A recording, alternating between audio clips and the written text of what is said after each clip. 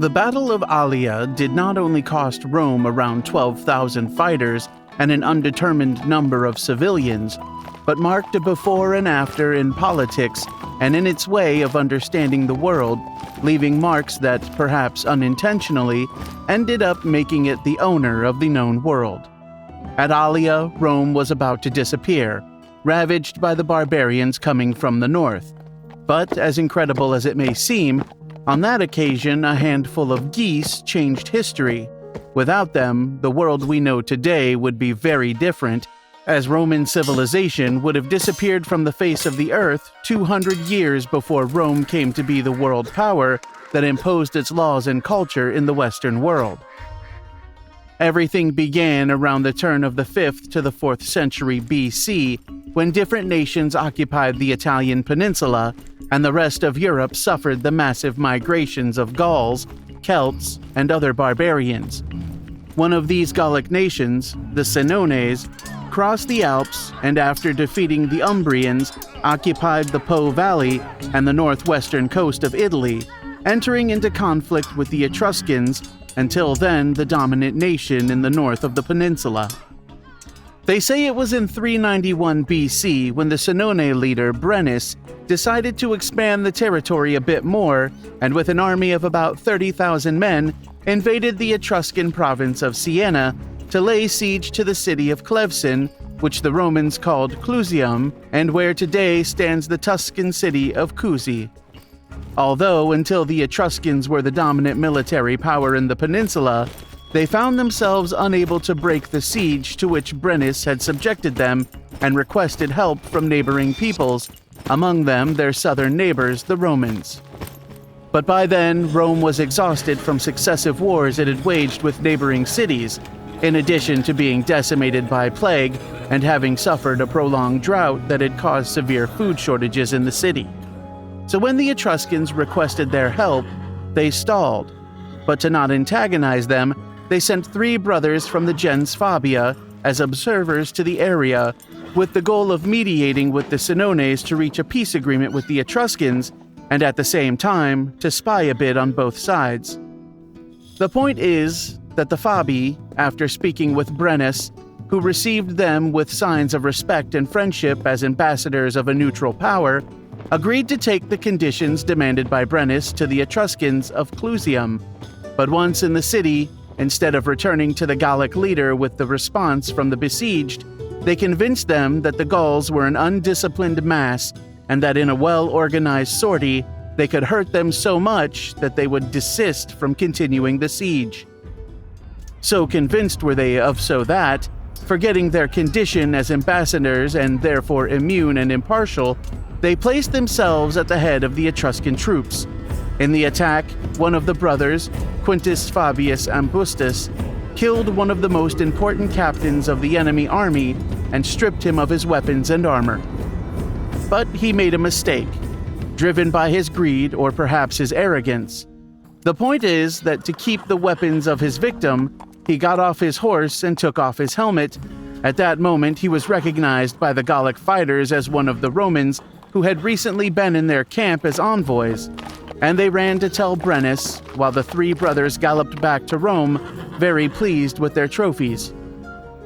The Gaul, furious at the flagrant violation of the laws of war and diplomacy, sent ambassadors to Rome requesting that the Fabii be handed over to punish them. But the Roman Senate not only did not punish them, but also honored them by granting them the title of tribunes. Faced with such an affront, Brennus called all his bands of warriors, scattered across the Po plain and the north, and once gathered with the forces he had besieging Clusium, declared war on Rome and set off south at the head of his army. Once the Roman senators learned that the Gauls intended to avenge the offense suffered, they began an urgent recruitment, obtaining, according to Plutarch, some 40,000 men, although most of them were inexperienced recruits, and sent them to stop the Gallic advance under the command of the tribunes Quintus Sulpicius Longus, Quintus Servilius Fidenus, Publius Cornelius Malginensis, Caeso Fabius Ambustus, Numerius Fabius Ambustus, and Quintus Fabius Ambustus. The tribunes went up the Tiber until they found a place they considered suitable to face the barbarian hordes, a narrow valley with its left wing defended by the powerful river and some easily defended hills, the Crustumine Hills, on the right flank. There they stopped, barely 15 kilometers from Rome, and in a display of military tactics, placed the rookies at the top of the hills, convinced that Brennus would not dare attack such a complicated place for his cavalry. Then closed the valley with their 4 legions in the classic triplex Achis formation and placed the cavalry on the flanks. The triplex Achis arrangement consisted of a first line formed by heavy infantry, the Hastati, a second line of princeps, battle-hardened and older fighters than the Hastati, armed similarly and responsible for covering the gaps left by the Hastati and relieving them if they failed to break the enemy lines. Behind them, the Triari, the most veteran, armed with a long spear and gladius, chainmail, a Montefortino-type helmet, usually with 2 or 3 long plumes on the upper attachment, and a large round shield, were in charge of holding the army if it was forced to retreat and served as a containment wall if the enemy broke through the other rows. The Velites were light infantry that threw darts and stones with slings at the enemy and then ran to take shelter behind friendly lines when they advanced. With the army firmly settled in the narrow plain and the heights covered by new recruits, they planned to force the Gauls into a frontal attack, convinced that their numerical and tactical superiority would stop them without problems, and thus, when they were already at the limit of their strength, the soldiers occupying the hills would descend and completely destroy them. What they had not counted on was that a chief like Brennus, capable of gathering under his command an army of such dimensions, although current historians consider that it was significantly smaller than the one Rome had stationed in the valley where the Allia River flows into the Tiber, knew very well the art of war. Brennus noticed the differences between the precise movements of the veteran legions in the valley and the lack of coordination of the troops on the heights, so as soon as the Roman cornua sounded indicating the advance of the legions, he sent his best men to conquer the Crustumine. The poor recruits, faced with the advance of those fierce warriors, immediately fled with hardly any resistance and ran to their companions in the valley to defend them. Their arrival at the legionary ranks, when the armed clash with the enemy body was imminent, sowed confusion, and many legionnaires fled thinking they were being flanked.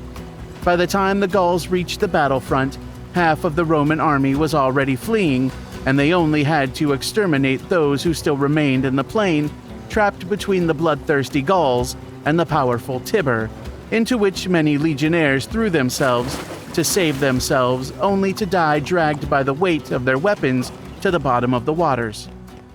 Only 15 kilometers separated the battlefield from the city of Rome, and the survivors ran there, abandoning weapons and armor so as not to be hindered, which in the end saved their lives, as the Gauls, after exterminating the last of the Romans trapped at the mouth of the Allia, dedicated themselves to collecting the weapons and belongings of the fallen and those abandoned by the fugitives to load them onto the baggage carts they had in their rear. They found so much loot that it took them 3 days to reach Rome.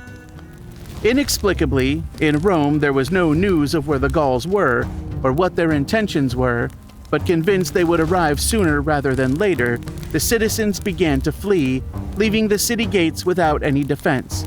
Even the Vestals left Rome, taking the sacred fire with them.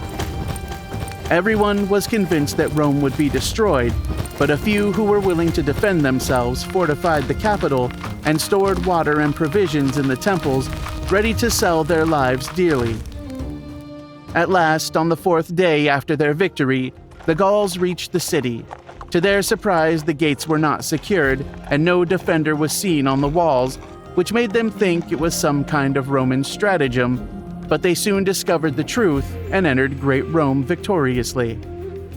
The chronicles say that they advanced without encountering any opposition to the Forum, the heart of the city, and there they found the oldest senators, who could not or had not wanted to abandon their city, sitting on their marble and ivory chairs, proudly showing the dignitas of which they were so proud.